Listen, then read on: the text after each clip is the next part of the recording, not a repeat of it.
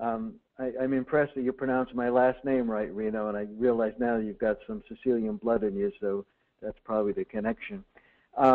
My name's Tony Scucci, and I'll be facilitating this webinar. I live in Portland, Maine. I've worked in the nonprofit world probably most of my adult life on all different levels and all different aspects of that. And I've worked with NCUIH for quite a few years now. We've done various kinds of board training, development. We've done a series of two-day workshops across the country that were really targeted toward urban Indian health programs, particularly board members and chief executives.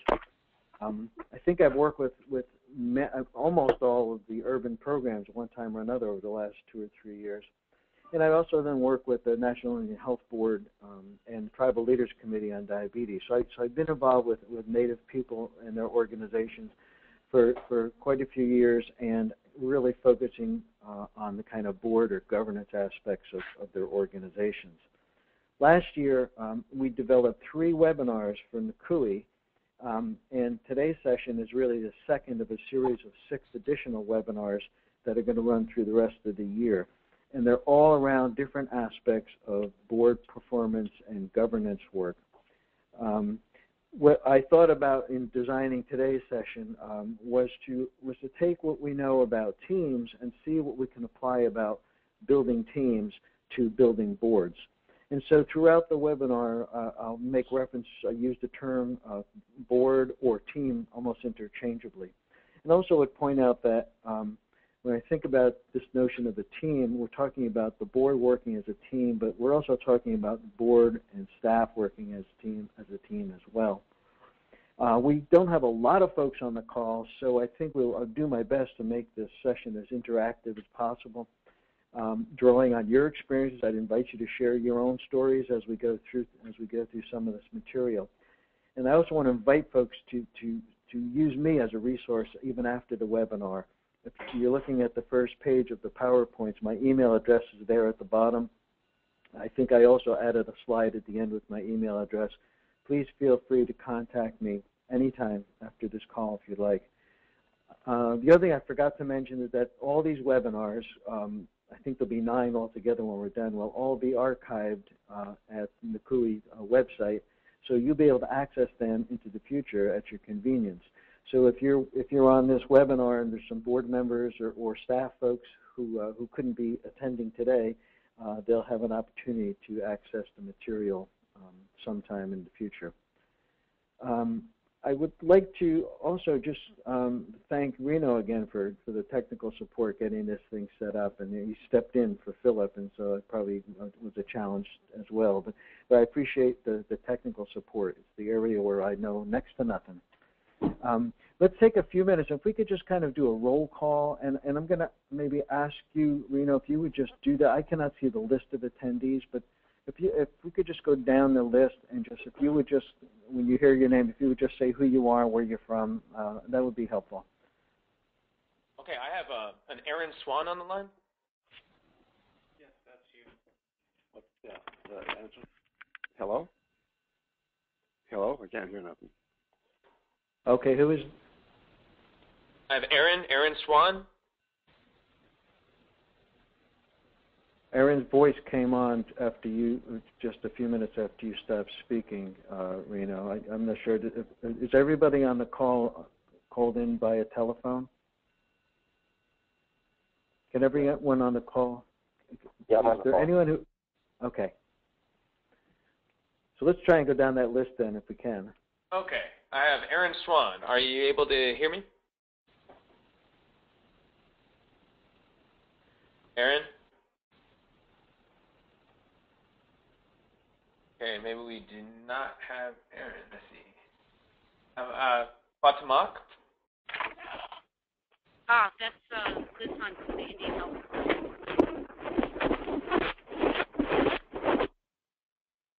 I have Enrique Rudino. Enrique Rudino from Fresno American Indian Health Project board member. Fantastic. I have a Diana Marshall. Diana Marshall here with Urban Indian Health board member. Okay, fantastic. I have an Erica Davis here, but she hasn't unmuted her phone. Erica, are you there?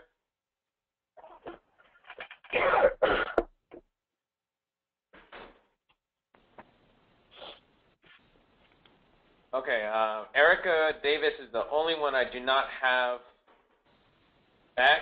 And how about Aaron? Aaron Swan, are you able to hear us now? Can you hear me?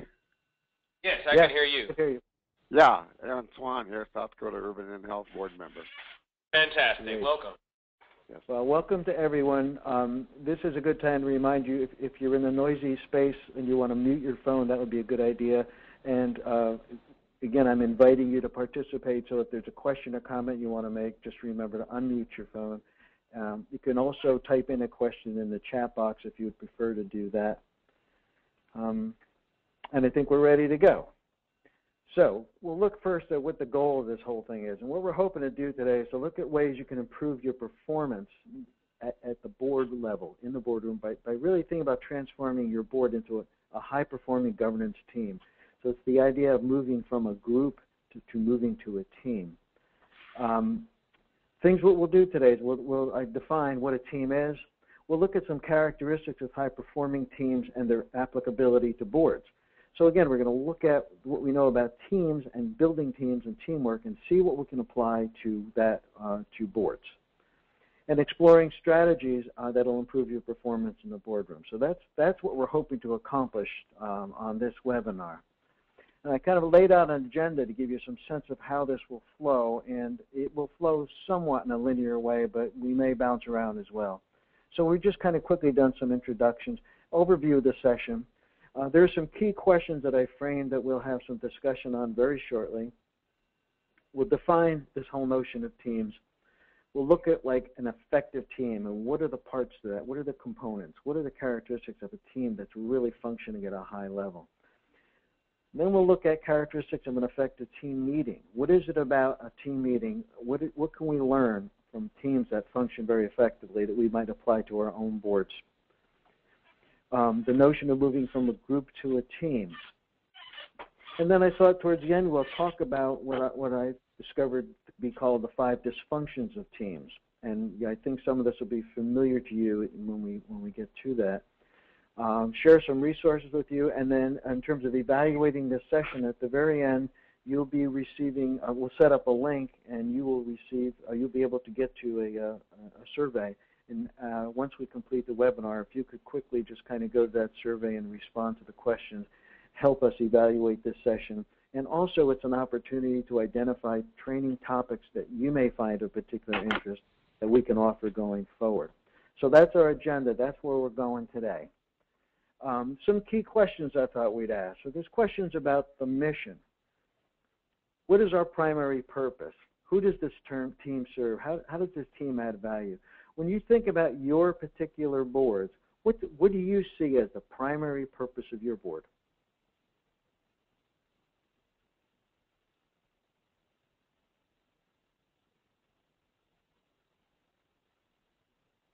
What's the primary reason your board exists? Serve the community. To serve the community. That's a great point. You know, sometimes boards can get distant from the community that they serve. So your work really is around the mission, making sure that you're doing what you set out to do. You're listening to the people you serve. You're as close to those customers or stakeholders as you can possibly be, because you're really entrusted with doing things that are in their interest. We look at the composition of a board. Who should be a team member? What's the optimum mix? How do you determine who serves on your boards? How does one get to be on your boards?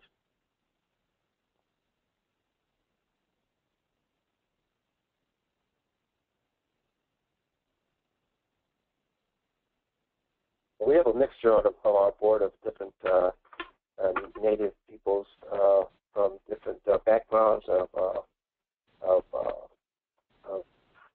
professionalism, as well as everyone has different skill, different talents, and you bring to the board.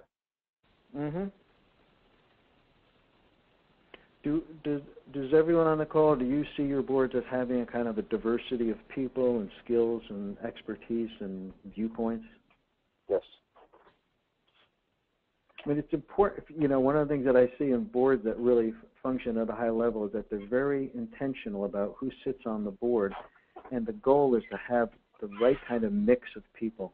And the richer the mix, the better decision making you can do. A process. How do we work together? How do we attend to our own performance? How do you all do that? What do you expect of each other when you think about your role serving on the board?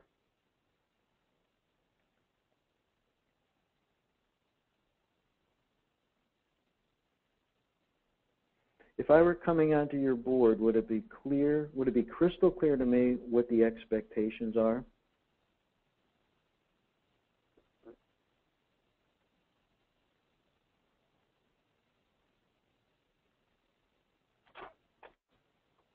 Would it be more likely that it would be assumed what the expectations are?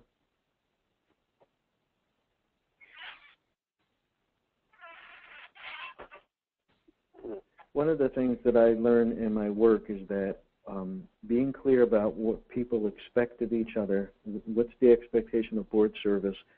Some people think about it as having a job description for a board member, where you really are clear about what's expected, what you will give and what you will get. Makes board service much more valuable for individuals and makes boards more effective. And then boards that actually look at their own performance, that from time to time step back and ask the question, how are we doing? What could we do to improve where we're weak? What are our strengths? What are the gaps on our board in terms of where we're going as an organization? So being more intentional about this process is a good thing. Agendas. Your boards meet, there's an agenda. How do your agendas get developed? How do you determine what's your board's business and what isn't? How do you build your agendas? Share some thoughts, folks.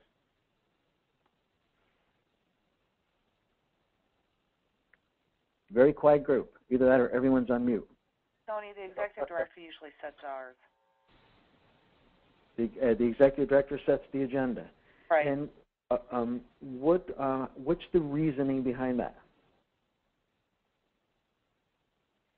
We have we kind of have a format we follow. These are certain areas that we always get updates on.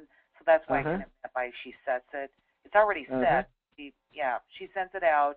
And before we begin our meeting, we are asked if there's any agenda items we would like to add to the set agenda.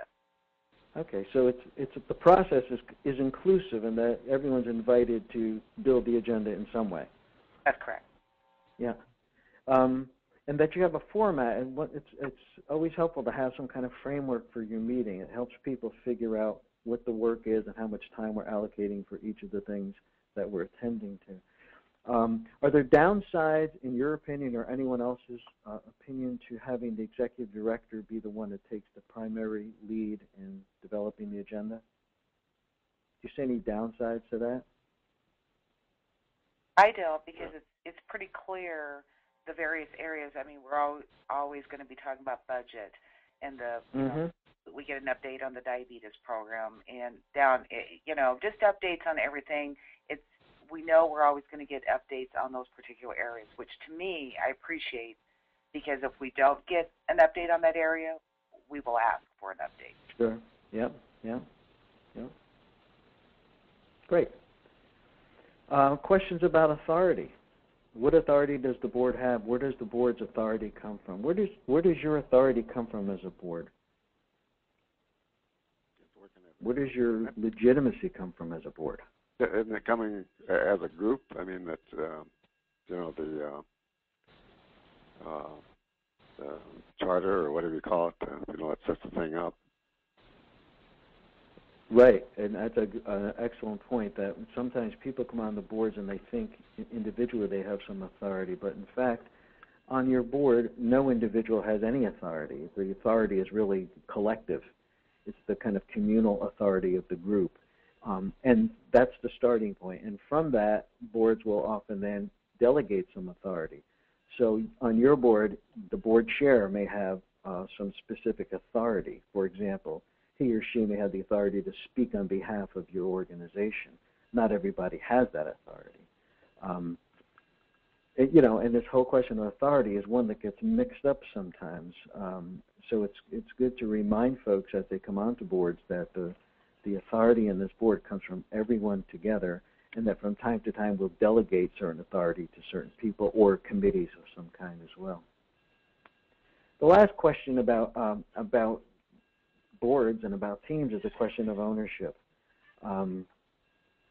Whose team is it anyhow? How do we share responsibility for this work? These are kind of question areas that I thought would be worth just kicking around and discussing a little bit.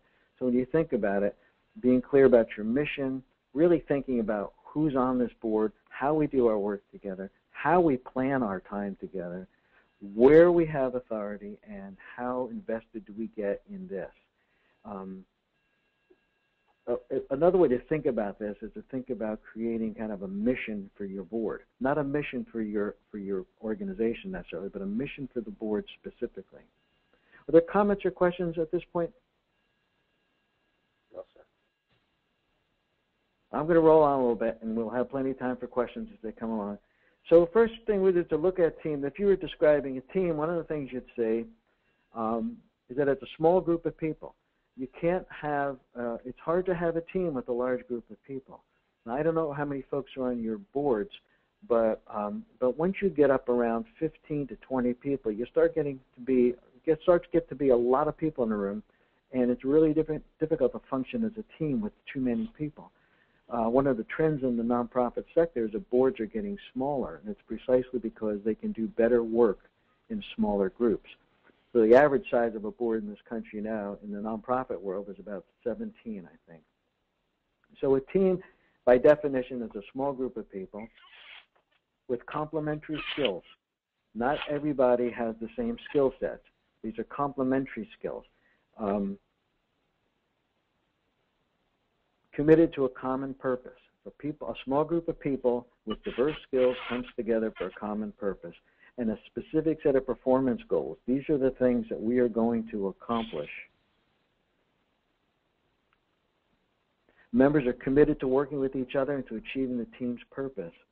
I always point out to folks that there's a real difference between making a commitment to your organization and making a commitment to each other. If you think about your board as a team, that's the second one. It's beyond committing to the organization. It's what are the promises and commitments I'm going to make to my fellow board members? Holding people accountable for the team's results. Everybody shares in the success of the team, and everybody takes the credit and takes the blame as a team. Teams are really discrete units of performance. They really are exclusive clubs in a sense. Not everyone gets to serve on your board. That's a good thing. Not everyone can. Not everyone would want to. And you would not want everybody or anybody to serve on your board. The more discreet and strategic you can be in choosing your board and putting your board together, the better. So I thought about looking at some of these complementary skills. And I say that complementary, to define it for me, to complement really means to make whole. So it's not just adding all the parts together. It's creating something whole. If you look at complementary skills, you'd be thinking about technical assistance and functional expertise, problem-solving skills, decision-making skills, interpersonal skills, intrapersonal skills. These are the kind of things you want on the board. You want a mix of these kind of skills. And you have to know that this is what you want to begin with, and you strive to complete your board that way. A common purpose and performance goals sets the tone and the aspiration. Performance goals are part of the process. So defining the work of the board and facilitating clear communication, all that leads to boards that can get focused and accomplish things, and to take small accomplishments and have a greater purpose tied to them. I heard a quote by someone the other day, and he said something like, choose the battles that are big enough to matter but small enough to win. And I thought that's kind of an interesting way to think about board work. If you think about the work of your board, you want to be doing the big stuff, the important stuff, and the stuff that where you can actually make a difference. Committed to a common approach. Again, this is that notion of committing to the mission and committing to each other. How will we work together? Who will do what particular jobs? These are the kind of things that you would need to do. Skills need to be developed. So these are the kind of common approaches to the work of a board if you want your board to really function as a team. Mutual accountability, making promises to each other and then committing and honoring those promises. That's what holds people accountable. And it's also what builds trust. The way you build trust in the boardroom is for people to make promises to each other and then deliver on them. Does that make sense to folks? Yes. Yeah. It does. Very important. When I think about all these different components, the metaphor that comes to my mind is an orchestra, and I think about to have an orchestra. What you want to do is transform a group of competent individuals, musicians, and create an orchestra. To create a board, you want to bring together this group of very competent individuals, but just bringing them together is not going to make anything happen.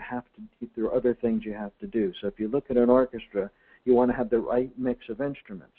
You don't want an orchestra to be all tubas. So you want a mix of instruments. A common goal. We are all going to perform together in this particular piece of music.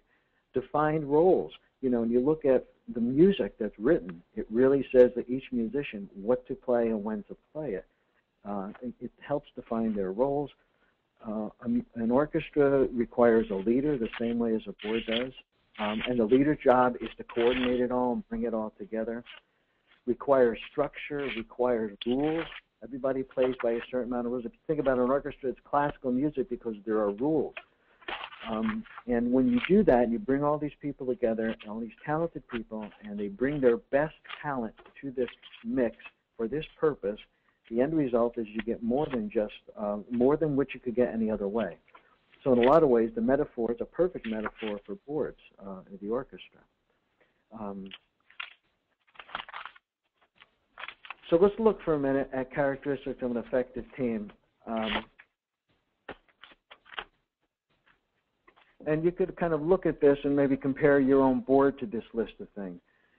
An effective team is clear about its purpose and its value. So the question for each of you is my board really clear about its purpose, and is it clear about its value? Is my board clear about its charge? What is the work that my board is engaged in? Are we clear about what's our work and what's not our work? Often you get tensions between boards and staff when the staff start feeling like the board is doing the staff's job.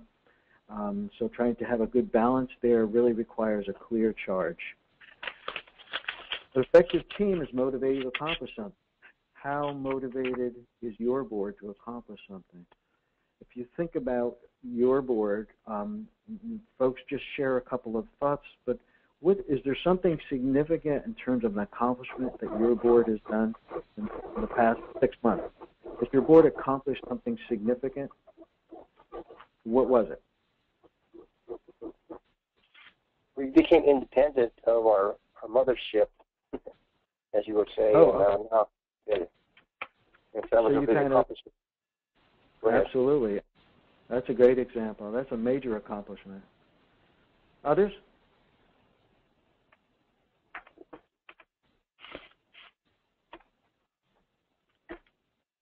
When you separated from your mothership, what was the motivation behind it? I think the motivation behind it for us was that the mothership was very far away, and all the authority was, we felt that we could be guided by who we were and what we could do as a organization because of our people and our staff. Well, we had great people working with us, and we had a clientele that was really in need of us to work together. I mean, we worked really well together as a team, as board members, and as a staff. So it was. I think that was one of the main reasons. Everything was. We wanted everything to be centralized into the area where we were at. Well, it sounds to me like it's a perfect kind of motivation, and that what drives it is, what do you think is the best interest of the people you serve, and how's the best way to do it? And it sounds like your board determined that it'd be better if we were separated and smaller, and then we could do that work much more effectively. Yes. Yeah. Were there major risks involved in taking this leap? Just making sure that the transfer of the grants, which we had shared, were being able to set them up so when we ended the relationship, it would just carry on with our board and our organization, and that we would not lose any tracking of the funds. So it all worked out really well. Great. Well, thank you for sharing that example. Defined membership. I mean, it's kind of obvious. Not everybody gets to be on the board. You have to determine who's going to be a member of this particular team, and you have to define membership. What does that mean? Effective teams are comprised of individuals that have collectively the stuff you need to accomplish your goals. Clear about its roles and responsibilities. I think one of the requirements of the IHS for all the urban programs is that there's some kind of annual training for board members that really focuses to a large extent on roles and responsibilities. Being really clear about them is really important. Attends to its own maintenance. So you can ask this question of yourself: how do we attend to our own maintenance as a board? How do we pay attention to each other and to our work? How often do we look at our performance? And honestly assess what our strengths are and what our weaknesses are. Effective teams do that, and they do that on a regular basis. They do it all the time. An effective team has leadership. If you think about, I always joke with folks, when I do trainings with large groups of people, I'll ask a question like, how many folks in the room are chair of the boards of directors? And all these hands go up. And I say, so how many of you chair people came into that position in a thoughtful, planful way? And all the hands go down. My point being that a lot of times boards let leadership kind of float to the top without much direction or encouragement. When leadership is really attended to and developed intentionally, you function better as a board, you get better leaders. It's a small group, as I said earlier. To have a board that's very large, it becomes really difficult to have an effective team. Just too many people. Complementary skills we talked about already, and a common approach. Mutual accountability, the idea of making promises to each other and holding each other accountable. So that kind of is kind of a framework of characteristics of an effective team, and you could look at these characteristics and kind of, honestly ask yourself in terms of your own board, where do you measure up to these kind of things? I thought it'd be helpful then to take a look at, and this comes from Katzenbach and Smith. There's a great book. It's called The Wisdom of Teams, and it's been around a long time. And a lot of the concepts that I'm sharing with you today come from that book and from these two people, Katzenbach and Smith. So it's called The Wisdom of Teams. If you have an interest, you can get it out of your library probably. So then we look at team meetings. Okay, so you're a board. You want to become a real effective team. What do you see? What are some characteristics of an effective team meeting? If you go back to your most recent board meeting, if you think it was an effective team meeting, that it was very effective, what would you be saying about it? What were the characteristics of it?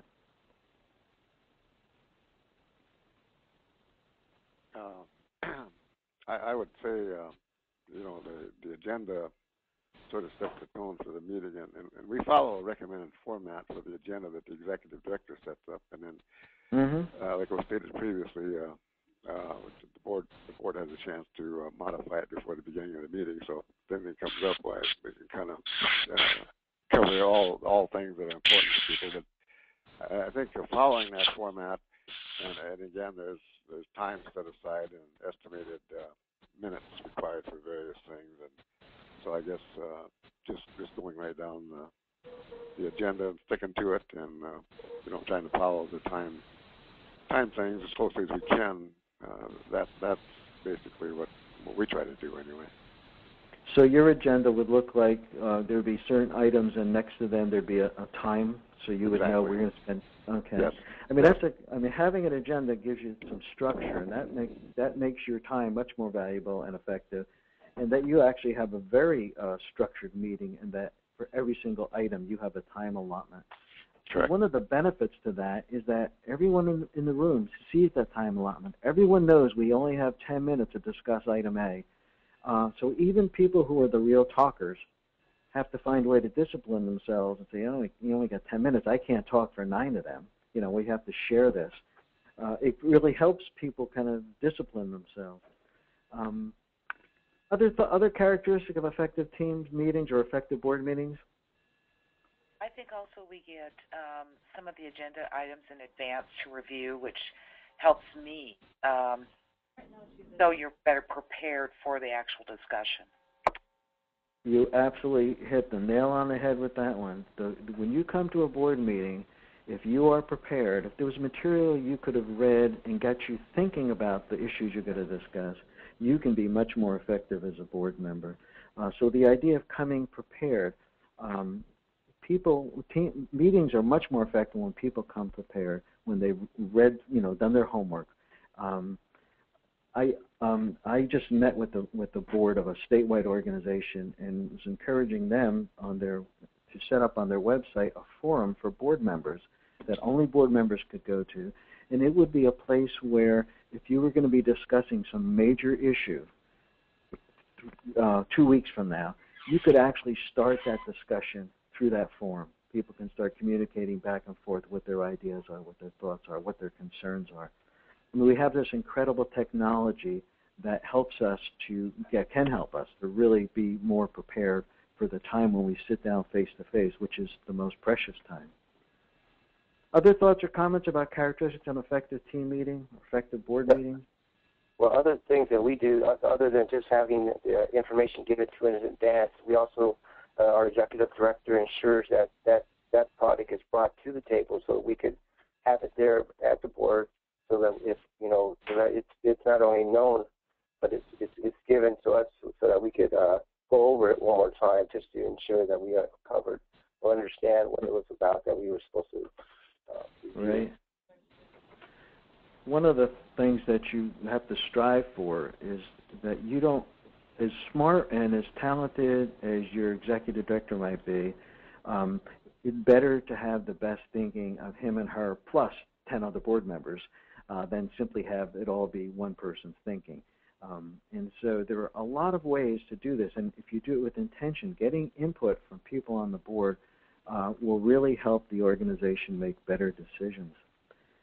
There are 2 other thoughts I'll share with you about meetings that I found really helpful, and that is I make a distinction between objectives and the agenda, and that it's almost always more effective to begin with the objectives. What is it that we need to accomplish when we meet next week? What are the big items that we have to accomplish? And then from that, you develop an agenda, which simply says this is how we're going to allocate the time we have to those big issues. So it's a little different way of thinking about planning a meeting.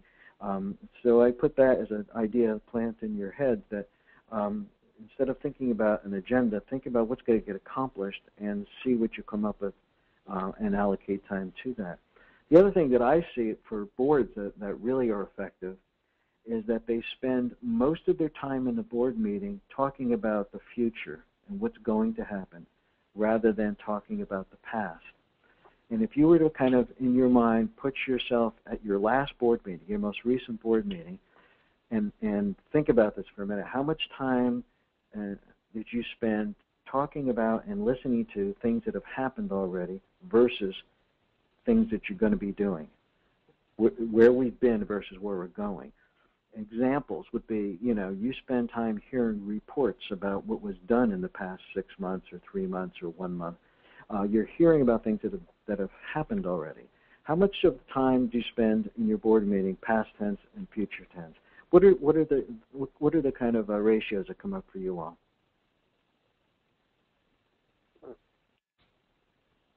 No, I would guess in our meeting estimate, but we're going over a lot of information. That some some board meetings, there's a lot of reports to go over. So I'd say on the average, we're doing something like 70% of historical stuff, and then right to the future. And it's really important. Part of your job is to really do that oversight kind of monitoring function. The downside to that is that it doesn't energize people. Looking and talking about things that have happened doesn't really energize people. What really energizes people is getting involved in decisions to be made about where we're going. If you spend a lot of time in that monitoring mode, and as you were just alluding to, some meetings are probably a lot of information you need to look at, reports and so on. The extent that you can do that outside of the boardroom, the better, and spend more time in the boardroom talking about the future. You get more value from your board. And that's as simple. For some organizations, it's as simple as having all the reports in writing and mailed out or emailed out in advance of a meeting, so that when you get to the meeting time, you don't have to spend time on them. Everyone has read them. If they have questions, they've already asked those questions. If there are a lot of questions about a particular issue, then it becomes an agenda item and you can talk about it. But trying to get more future-oriented is I think, a really important characteristic of what I see as really effective boards and when they meet. Here's a list of some of these things. Effective team meetings is a sense of purpose. Why are we meeting? What are we going to accomplish? Defining our roles and responsibilities. What are the goals and objectives of this meeting? The agenda's focus, and the few folks who were talking here were saying exactly that. The agenda example that someone shared was a very detailed, focused, structured agenda. Meets regularly. Your boards probably meet, I would guess your boards meet monthly or bi-monthly perhaps. You have to meet regularly if you're going to function effectively as a team. There needs to be a facilitator. Somebody has to facilitate the discussion, move things along, be the mediator sometimes, but have somebody in place that can do that, has the skills to do that. There's a written record. It's vitally important that there's a record of your board meetings. It's the place where you go when there's a question about some decision. It should be there. It should be accessible. Evaluation, attending to your own process and outcomes. Boards that are board meetings are effective. They evaluate their board meetings. How many folks on the call evaluate your board meetings on a regular basis? After every meeting. We do. You do. Yes.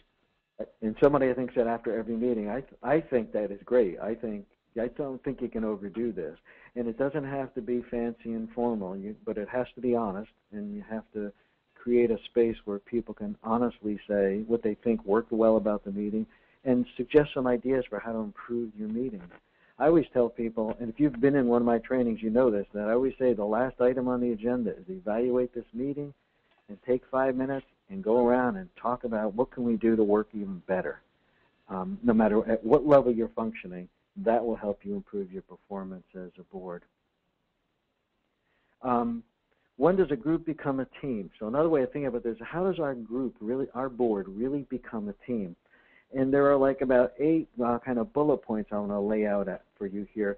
And then I want to follow this with what I put together as a tool that I've used with boards and management groups and other teams as well as a way to kind of measure your performance. So when a group becomes a team, when they can focus on common issues, when leadership arises, when they're motivated to accomplish something, not to just sit around and talk, but to really accomplish, which for boards means making big decisions and staying with them. When the participation level increases. If you have 12 people in the boardroom, you want to have 12 people engaged, getting the best thinking from those 12 people. Again, it doesn't happen by accident. You have to work at that. And if you feel like you don't have a high level of participation, it becomes a great evaluation question. You can just ask a question at the end. What can we do for the next meeting so that we can have more participation?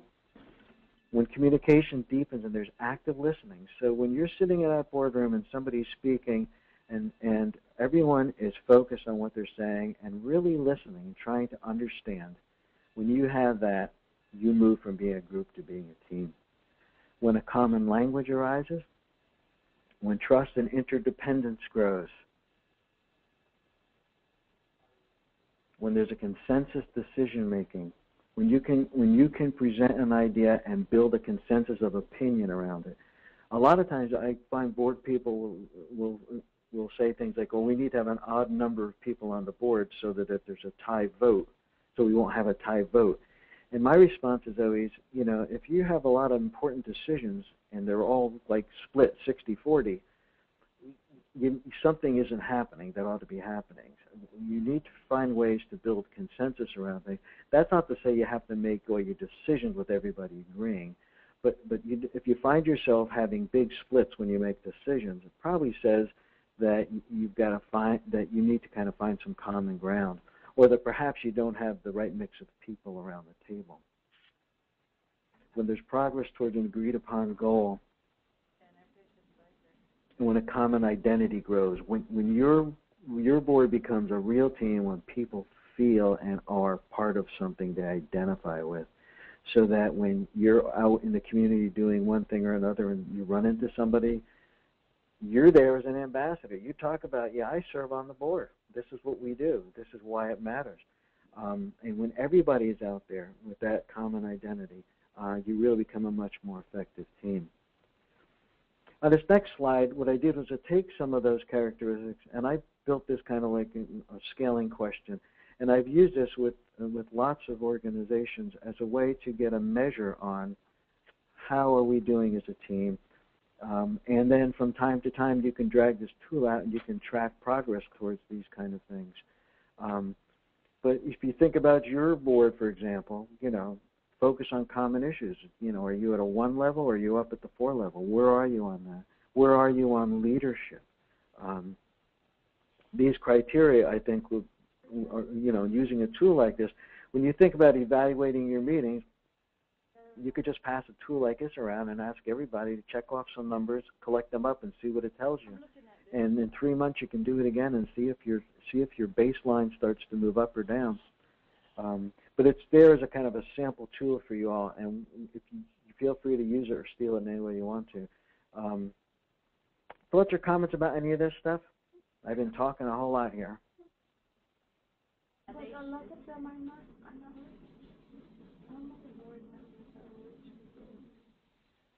If somebody's speaking, I'm not sure we heard. Okay, well maybe we did. Okay, I think that there are 2 questions somebody has typed in, and they are under the question tab. I only wish I knew what the hell I was doing. I'm not sure if I can find those questions. Would you mind restating those questions, Reno? I have one here from Mr. Branda. It is, what is the best practice for composition, process, and agenda creation? Oh, great question. Let me make a note, Amaisa. Could you repeat that again one more time, please? What is the best practice for composition, process, and agenda creation? I don't know if I would say there's a best process for agenda, for building the agenda, but I would say that, as I said earlier, thinking about what are the most important things we have to discuss or decide, and making sure they're at the top of the agenda. The lesser important things can get pushed down to the bottom. Anything that can be put off gets put off. Anything that can be dealt with outside of the meeting can be dealt with outside of the meeting. One of the common strategies that boards use is that they have what they call a consent agenda. Does anyone on the phone have a consent agenda or use a consent agenda? Yeah. Yeah, we do. I think to you. Right. The consent agenda, and for the folks who may not know what it is, it's simply a way to combine all of the kind of routine business and put it under one item on your agenda, and you have a motion and a second, and you don't discuss these things. And what you might find, for example, under that consent agenda might be like the minutes from the last meeting, or a report on some project that was just completed, or your financial report if there weren't any major financial issues. Things that tend to be kind of routine. the benefit to that is that it takes all that stuff that is literally past tense and disposes of it very quickly, which then frees you up to focus on the bigger issues. So I would say that that's something that, is a kind of a best practice. That's a way to bring more efficiency into your boardroom so you can not only accomplish more, but you can accomplish the right stuff. And in terms of comprising your board, again, I would just kind of put out there that the best way to do that is strategically. Where are we going over the next couple of years? What kind of skills and talents do we have on the board now, and what's missing in terms of where we want to go? And we'll share with you a quick example that people found helpful. If you decide as an urban program that nobody in the community even knows who you are, and you have got the best show in town, we're going to make a priority in the next 2 years of getting more visible, of getting our message out there, of becoming a real brand in this community, a household word. People are going to know who we are, what we do, and why it matters.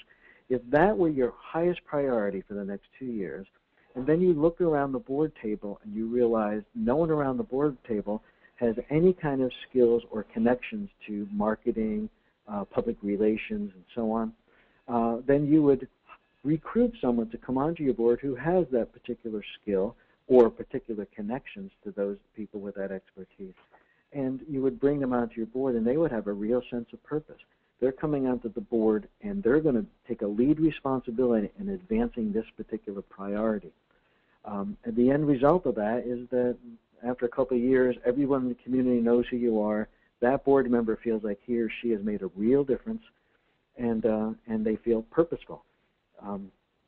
So that's an example of what I think of as really comprising your board as strategically as possible. Another way to think about that too is this whole notion of a diverse board.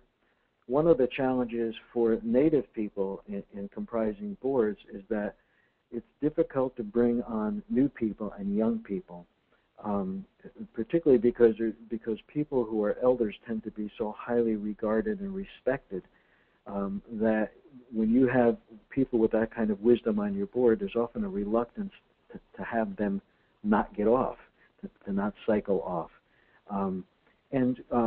That's one of those kind of challenges that I find working with a lot of Native American groups, is that they have a hard time trying to make room for new people because they have such regard for the elders.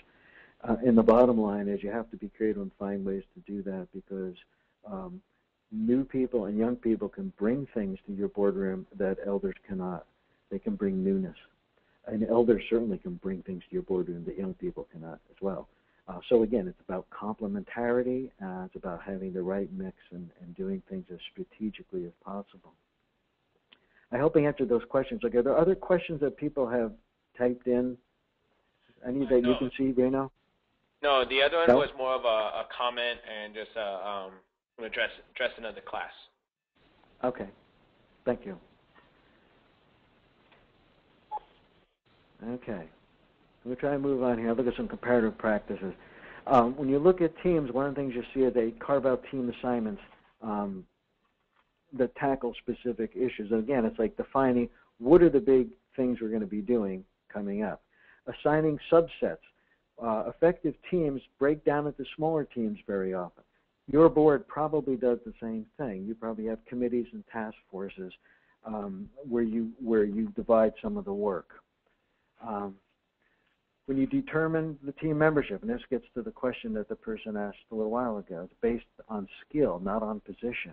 So when you put people together to serve on your board, you really are looking for the kind of skills they can bring. Requiring all team members to do equivalent amounts of real work. This is about sharing the load. There should be equal and kind of equitable expectations around serving on the board. The way it works is for everybody to roll up their sleeves and do what needs to get done. Breaking down hierarchical patterns of interaction. You really want to strive to create a climate in the boardroom where people are free to speak their minds. Even the people who are shy or a little reluctant to speak out, you want to hear from those people, and you want to create an environment where everyone is kind of on the same page and on the same level, at least sitting in that boardroom. And where people, where you set and follow rules of behavior. The conventional rules of behavior for boards is Robert's Rules of Order or some other parliamentary kind of procedures. There's a value to having some kind of rules because that structure helps people discipline themselves so they can come together and do the work. Very similar to the orchestra metaphor. When you sit down and you're an orchestra musician, you have the rules in front of you, you know what the rules are, and you play your parts.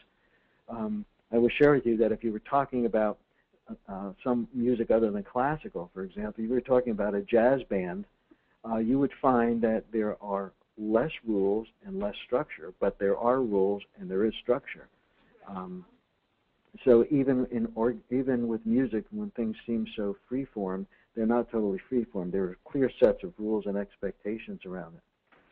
Let me jump quickly, if I can, as the clock is running out. I'm talking about these 5 dysfunctions of a team. And again, I'll credit it at the end, but you can think about your board this way. And I've worked with boards where I've seen all these dysfunctions, and you may have seen it in your board. You may be seeing it in your board right now. But it's simply a way of kind of acknowledging certain things and trying to find a way to address them. Absence of trust. If you don't have a high enough level of trust on your board, you will not be able to advance your mission. You will not be serving the people you serve as well as you could be. Trust is really critical. It's like the grease that keeps the wheels turning. You got to have it. Fear of conflict. Teams that lack trust, they're incapable of dealing with things in very passionate ways, or afraid of stepping on toes. And again, you don't want to kind of go into a boardroom, in any disrespectful way. But conflict is a healthy thing when it's managed well. When there are conflicting opinions, that's a good thing. If people are respectful and you can nurture those conflicting opinions, you can find out, well, where is there no conflict? Where are there places where we do agree? So fear of conflict is one of the dysfunctions you see in a team. Lack of commitment.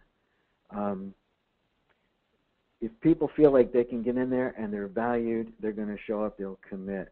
But commitment is really important. If you have lack of the commitment, and what you see in a boardroom is signs of this is you may find people that don't come to meetings, people who don't do what they say they're going to do. These are basic things. You cannot function effectively if you don't have commitment. Avoidance of accountability. I mean, you have to hold each other accountable. That is really critical. And again, that is something that can be seen as a very healthy, positive, constructive thing.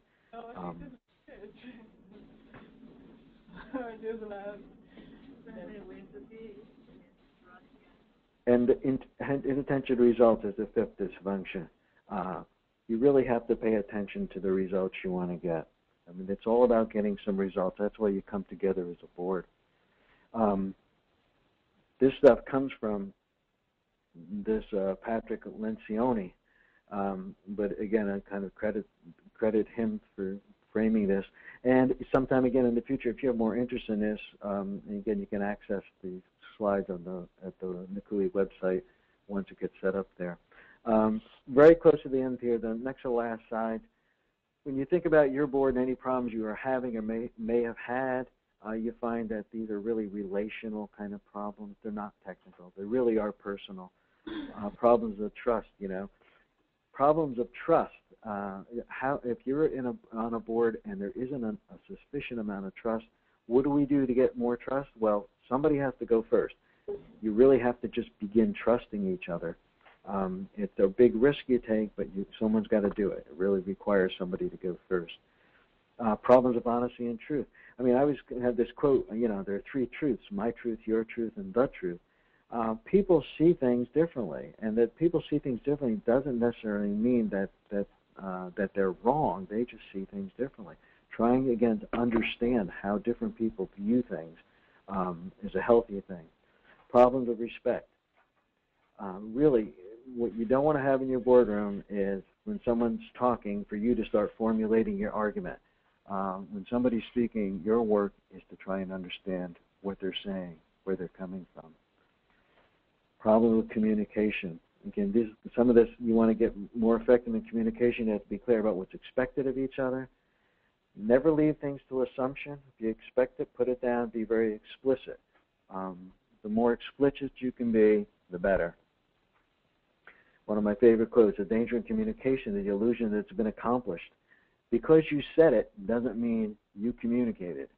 And we, because we're human, we tend to do this sometimes. And problems with attention, self-assessment, paying attention to your board as you're working, what you're doing, looking back. It sounds like many of you do, evaluating your meeting. That's a way to pay attention, to continually assess your strengths and your weaknesses. Thoughts or comments? We have a minute or two. Any thoughts or comments you may have on anything I've said or you've heard here? What are we? I think somebody was trying to speak, but I'm not sure I heard them. And maybe I didn't.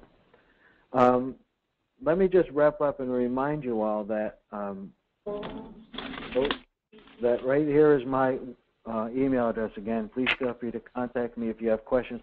If you tried to ask a question or make a comment today and for some technical reason I didn't get it, please just send me an email and I will respond for sure. It'll be 2 days because my other computer is broken, but I will definitely get back to you. Want to remind you that October 15th at 1 o'clock Eastern Time, there'll be another webinar. It'll be on board self-assessment, the very topic I was just talking about. And also remind you that you'll get a link, I think, from Reno with the evaluation survey. If you could just do that. Oh, there it is right there.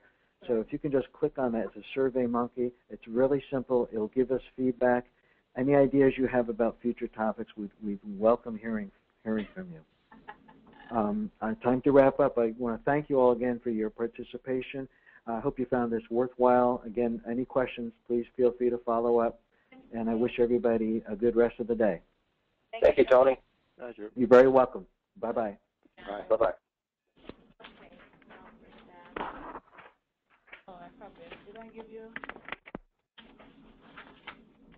And we're wrapped up, Reno? Did I give you Dr. Schuller's job description? I don't know, maybe. The correction? Okay. She made some. Okay.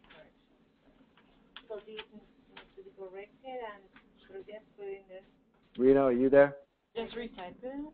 Yes, I'm here. I'll I'm sorry. I just want to say thank you, everybody, for attending the webinar today, and thank you very much, Tony, for presenting. I added the link down at the bottom there, so you can follow that. Yeah, I just told them that.